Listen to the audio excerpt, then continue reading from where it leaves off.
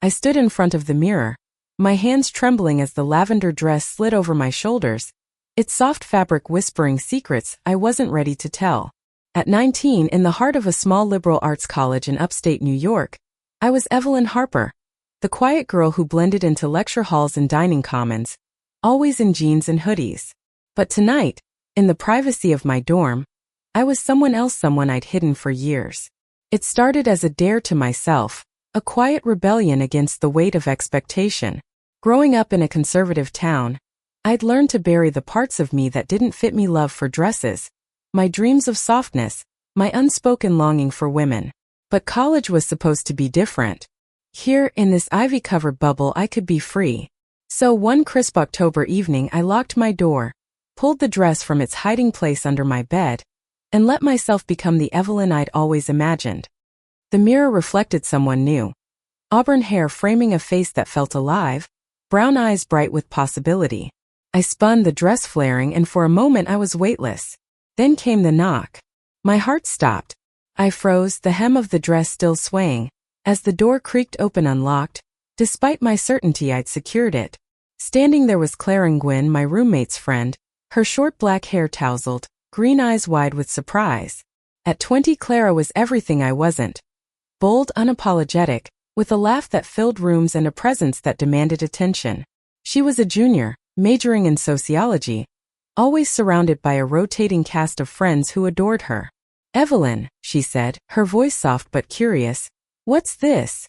I stammered, my face burning, ready to rip the dress off and hide forever. But Clara stepped inside, closing the door behind her, her gaze never leaving me. "You look incredible," she said, and there was no judgment in her voice, only something warm, something that made my chest ache. Before I could respond, two more figures appeared behind her: Sophia, a petite sophomore with curly blonde hair and a contagious smile, and Maya, a reserved art major with deep brown skin and a quiet intensity. They were Clara's closest friends, part of the trio that seemed to orbit her. They'd come to drag Clara to a campus poetry slam, but now they were here, staring at me in my dress, and I wanted to disappear. Instead, Clara grinned. "We're not going anywhere," she declared, flopping onto my bed. "This is way more interesting." Sophia giggled, sitting cross-legged on the floor, while Maya leaned against the desk, her eyes thoughtful. I stood there, exposed, expecting mockery, but none came. Instead, they stayed. We talked about nothing, about everything, until the sky outside turned inky black. When I finally changed back into my hoodie, Clara touched my arm. "Wear it again tomorrow," she whispered. "You don't have to hide." The next night they came back. All three of them. Clara brought a playlist, Sophia brought snacks, and Maya brought a sketchbook, drawing quietly as we laughed and talked. I wore the dress again, my heart pounding but lighter. By the third night it was a ritual. They'd show up, sprawl across my room, and make it feel like home. I didn't understand why, but I didn't want it to stop. Clara's teasing smiles, Sophia's endless questions, Maya's quiet nods, they were pulling me out of my shell, and I was falling, not just for the freedom of the dress, but for them. Especially Clara. But freedom comes with a cost. Whispers started spreading through the dorm. People noticed the late-night gatherings, the way I'd started carrying myself differently. My roommate Jen, a no-nonsense biology major, raised an eyebrow one morning. "You're hanging out with Clara's crew a lot," she said, her tone neutral but probing. "They're intense." I shrugged, but unease settled in my stomach. The college was progressive, sure, but it wasn't immune to judgment. I'd heard the slurs tossed around at parties, seen the sideways glances at openly queer students. And Clara?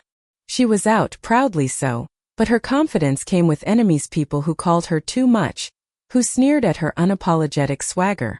One evening, as the four of us sat cross-legged on my rug, Clara's hand brushed mine, lingering just long enough to send my pulse racing. "You ever think about telling people?" she asked, her voice low. "About you. The real you." I froze.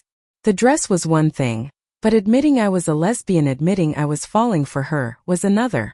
Sophia chimed in, her voice bright but serious. "You don't have to, Ev. But you could. We've got your back." Maya nodded, her pencil pausing over her sketch. I wanted to believe them, but fear clung to me like damp clothes. That night I lay awake, Clara's question echoing. The dress was folded under my bed again, but it felt different now, like a promise or a challenge. I didn't know then that our little world was about to crack open, that the whispers would turn into shouts, and that the choice to be myself would demand more courage than I'd ever imagined. The dorm's fluorescent lights buzzed overhead as I walked to class the next morning, my hoodie heavy on my shoulders, hiding the Evelyn who'd twirled in a dress the night before. Clara's words, the real you, looped in my mind, both a lifeline and a weight. I wasn't ready to answer her question, but the way her green eyes had held mine made me want to try. By the fourth night, our gatherings felt like a secret society. Clara sprawled on my bed, her boots dangling off the edge, humming along to a Phoebe Bridgers song. Sophia was braiding Maya's hair, giggling about a professor's bad tie, while Maya sketched the curve of my desk lamp, her focus unbreakable. I sat on the floor, the lavender dress draped across my lap like a confession. You gonna wear it tonight? Clara asked, her voice teasing but gentle. I hesitated, then slipped it on, their cheers drowning out my nerves. Sophia clapped like I'd won an Oscar, and Maya's rare smile felt like a gift. Clara's gaze lingered, her lips curving in a way that made my stomach flip. But the dorm was in a vacuum. That afternoon, I'd overheard two girls in the bathroom, their voices sharp. Evelyn's always with Clara now, one said. What's with the dress thing? It's weird. The other laughed, low and mean. Clara's probably got her under some spell. My cheeks burned as I hid in the stall, their words carving into the confidence I'd started to build. I didn't tell the others they'd brush it off, tell me to ignore it, but the sting lingered. The next day things escalated. I was crossing the quad when a guy from my econ class, Jake, smirked at me. Heard you're throwing dress-up parties with Clara's posse, he said, loud enough for his friends to snicker. What's next, Glitter? I mumbled something and hurried away, my heart pounding. That night I almost didn't wear the dress. But Clara sensed my hesitation. Don't let them dim you, she said, her hand squeezing mine. They're just scared of what they don't get. Her touch stayed with me, warm and steady, but so did the fear. By the weekend, the rumors had teeth. Someone had seen us through my window curtains open, my mistake, and now the dorm's group chat was buzzing. Freaky Dress Girl was my new nickname, paired with jabs about Clara's harem. I wanted to scream that it wasn't like that our nights were about laughter and music and feeling safe. But the words stuck in my throat. Clara, unfazed, suggested we go to the campus drag show to give them something real to talk about. Sophia was all in, but Maya looked at me, her eyes searching. Only if you're ready, she said quietly. I wasn't, but I nodded, desperate to prove I could be brave. The drag show was electric glitter, music, and students cheering for performers who owned the stage. I wore the dress, my hands shaking as Clara linked her arm through mine. You're glowing, she whispered, and for a moment I believed her. But halfway through I saw Jake and his friends in the crowd, their smirks cutting through the joy. One of them shouted, "Nice dress, Harper." The room laughed, but it wasn't kind. My face burned, and I pulled away from Clara, retreating to the back. She followed, her jaw tight. They're idiots, she said, but I could see the hurt in her eyes too, not for herself but for me. Back in my room, the four of us sat in silence. Sophia tried to lighten the mood, cracking jokes, but even she faltered. Maya finally spoke, her voice soft but firm. You don't owe anyone an explanation, Evelyn. But you owe yourself the truth. Her words hit hard. I'd been hiding for so long behind hoodies, behind silence, behind fear. But Clara, Sophia, and Maya had seen me, really seen me, and they hadn't looked away. I wanted to be that brave, but the world outside our room felt like a minefield. That night, Clara stayed after the others left. She sat on my bed, her usual bravado gone. I came out at 16, she said, staring at the floor. Lost half my friends, got called names I won't repeat. But I wouldn't trade it for anything because I get to be me. She looked up, her green eyes fierce. You deserve that too. My throat tightened. I wanted to tell her how her smile made my heart race, how her courage made me want to be better. Instead, I just nodded and she hugged me, her warmth anchoring me. But the next morning, the minefield exploded. A photo of me in the dress, taken at the drag show, was posted in the dorm's group chat. Captioned, Evelyn's new vibe. The likes and laughing emojis piled up.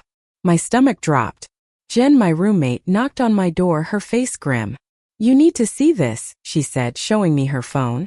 The comments were worse than I'd feared, cruel, mocking, some outright hateful. I locked my door, my hands shaking, the dress crumpled in a corner. Clara's words echoed, but so did the laughter from the quad, the bathroom, the drag show. Being myself felt like a trap, and I didn't know if I could keep going. The group chat's venom lingered in my mind, each notification a fresh wound. I stopped going to classes for 2 days, claiming a cold, but really I was hiding, curtains drawn, phone on silent, the lavender dress stuffed in a drawer. Clara, Sophia, and Maya kept coming, though their knocks soft but persistent, their voices pulling me back from the edge. On the third night I let them in. Clara's eyes were stormy, her usual grin replaced by a fierceness I hadn't seen before. "We're not letting them win," she said, pacing my room. Sophia sat beside me, her hand on my knee, while Maya pulled out her sketchbook, drawing as if it could shield us. "We need a plan," Clara continued. "Something to take back the narrative." Her idea was bold. A campus open mic night, where I'd share my stormy truth on my terms. The thought made my stomach churn, but her conviction was contagious. Sophia clapped, already brainstorming poems, while Maya nodded, sketching what she called your moment. I wasn't sure I could do it. The photo, the comments, they'd stripped me bare, and the idea of standing in front of strangers felt like walking into a lion's den. But Clara's belief in me, Sophia's enthusiasm, and Maya's quiet support were a lifeline. "You're not alone," Maya said, her voice steady. "We're with you." I agreed, my voice barely a whisper, and Clara's smile lit up the room. We spent the next week preparing. Sophia helped me write a piece not just about the dress, but about the girl I'd hidden, the one who loved women, who dreamed of softness in a world that demanded hardness. Clara coached me on delivery, her teasing making me laugh despite my nerves. Maya designed a poster for the event, a silhouette of a girl in a flowing dress under a starry sky. "It's you," she said, handing it to me. My throat tightened. It was the first time I saw myself as beautiful, not broken. The night of the open mic, the campus coffeehouse was packed. My hands shook as I waited backstage, the lavender dress clinging to me like armor. Clara stood nearby, her presence steadying me. "You've got this," she whispered, her hand brushing mine. The warmth of her touch lingered as I stepped into the spotlight. The crowd was a blur, some faces curious, others skeptical, a few familiar from the group chat's cruelty. I took a breath and began. "My name is Evelyn Harper," I said, my voice trembling but growing stronger. "And I wore a dress in my college dorm." I told them about the girl who hid, the fear that choked her, the friends who saw her. I spoke of love not just for dresses, but for the possibility of being whole. My voice broke when I admitted I was a lesbian, the word heavy but freeing. The room was silent, then a few claps turned into a wave. Clara's grin was brighter than the stage lights, Sophia's cheers the loudest, Maya's nod a quiet anchor. But not everyone clapped. Jake and his friends sat in the back, their smirks unchanged. As I left the stage, a girl I didn't know hugged me, tears in her eyes. "Thank you," she whispered. Others followed, students I'd never spoken to, sharing their own stories of hiding. It felt like a victory, but the high didn't last. The next morning, a new post appeared in the group chat, a video clip of my performance, caption Evelyn's coming out show. The comments were split, some supportive, others vicious. One read, "She's just doing it for attention." Another, "Clara's turning her into a freak." I wanted to crawl back into hiding, but Clara wouldn't let me. "They're loud because they're scared," she said, her voice fierce. "You showed them what brave looks like." She pulled me into a hug, her arms strong, and for a moment I believed her. But the doubt lingered. Jen, my roommate, was distant now, her glances wary. The dorm felt like a battlefield, and I wasn't sure I had the strength to keep fighting. That night, Clara stayed late again. We sat on my bed, the room dark except for the fairy lights. "I'm proud of you," she said, her voice soft. "But I need to know you're okay." Her green eyes searched mine, and I wanted to tell her everything, how her courage made me braver, how her smile was my safe place, how I was falling for her. Instead I said, "I'm trying." She nodded, her hand finding mine, and we sat in silence, the weight of her touch heavier than any words. But the world outside wasn't done with us. The next day a note was slipped under my door. "Fags don't belong here." My blood ran cold. Clara's face hardened when I showed her, but her voice was steady. We're not backing down, she said. Sophia and Maya agreed, their loyalty unwavering, but fear was creeping in. I'd bared my soul, but the cost was rising, and I didn't know how much more I could take. The note burned a hole in my pocket as I walked to class. Its words, "Fags don't belong here," etched into my mind. I hadn't shown it to anyone but Clara, but its poison spread, making every glance in the hallway feel like a threat. At 19 I thought college would be my escape, but now it felt like a cage. Clara, Sophia, and Maya rallied around me. "We need to report this," Sophia said, her usual brightness dimmed by anger. Maya nodded, her sketchbook closed for once, her eyes fierce. But Clara was the fire. "We're not just reporting it," she said. "We're fighting back." Her plan was a campus-wide art installation, a wall of stories from queer students, anonymous or named, to show we weren't alone.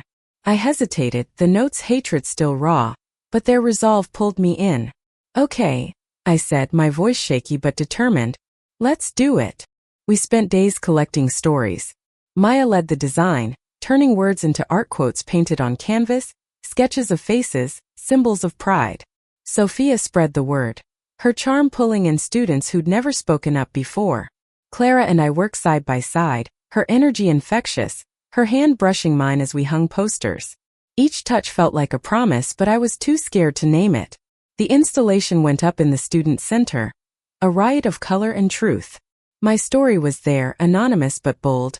I wore a dress and I found myself. The response was electric. Students gathered, some crying, some adding their own stories. A freshman wrote about coming out to her parents. A senior shared his fear of being ostracized. But not everyone was moved. Jake and his crew defaced the installation overnight, scrawling slurs across the canvas. The sight gutted me, but Clara's jaw tightened. "They're proving our point," she said, already planning a redo. We cleaned it up, repainted, and added more stories. The wall grew, and so did the crowd supporting it. But the note wasn't the last threat. One night, as we left the student center, a group of guys followed us.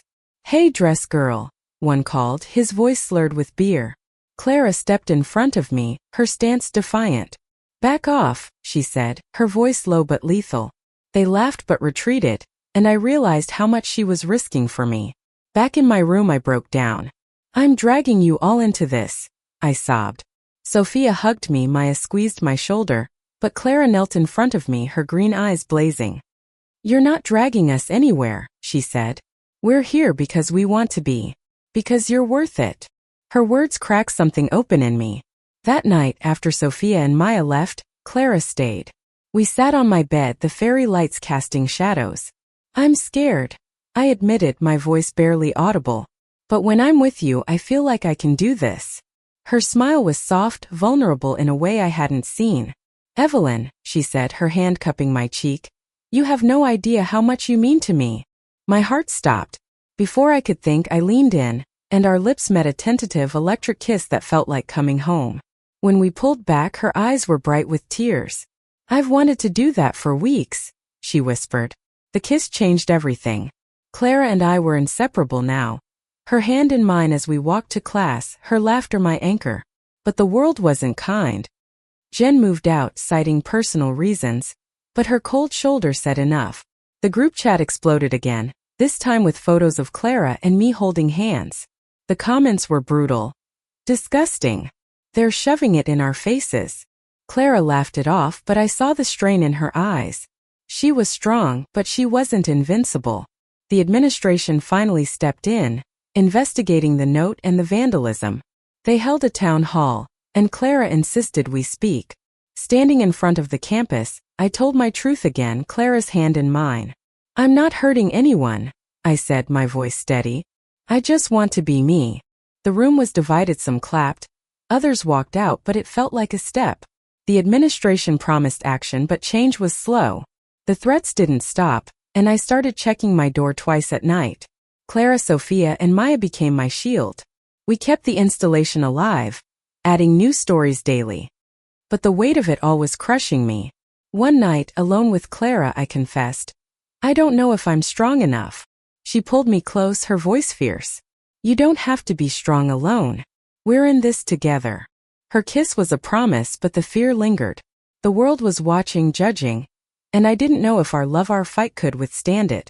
The campus felt like a tightrope, and I was learning to walk it with Clara's hand in mine. The art installation grew, a beacon of defiance, but so did the backlash. Anonymous notes appeared under my door, each one sharper than the last. Leave. You're not wanted. Clara burned them in a trash can, her eyes blazing, but I saw the toll it took. She was my rock, but rocks could crack. Spring brought warmth, but not peace.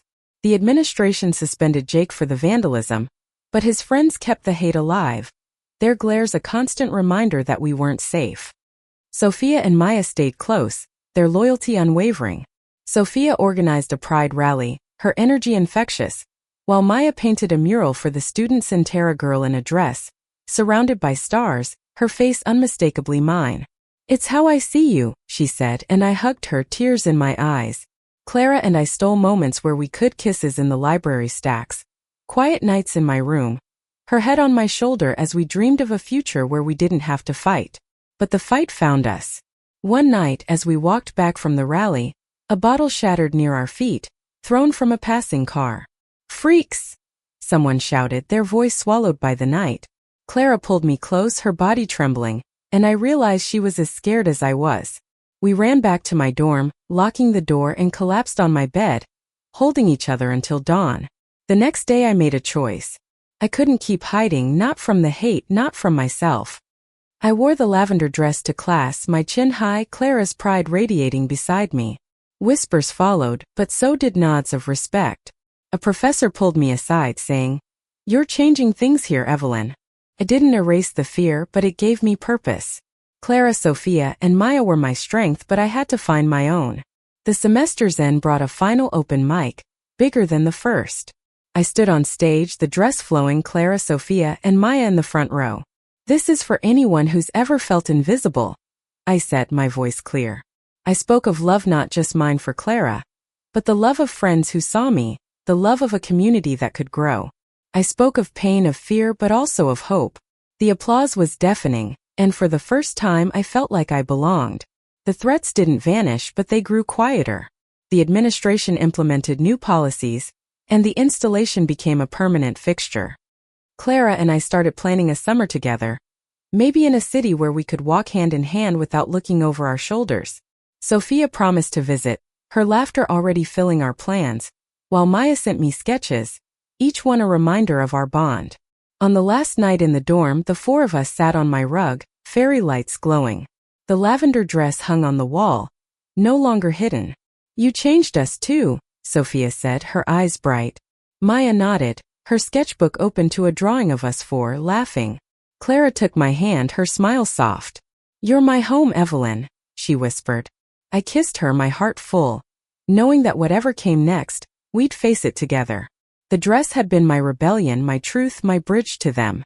It wasn't just fabrice, it was the courage to be seen, to love, to fight. As we packed up, I looked at the empty dorm, at the life I'd built with Clara, Sophia, and Maya. The world outside was still harsh, but I wasn't the girl who hid anymore. I was Evelyn, unapologetic, loved, and ready for whatever came next. Thank you for listening. Like and subscribe to get notifications about next videos.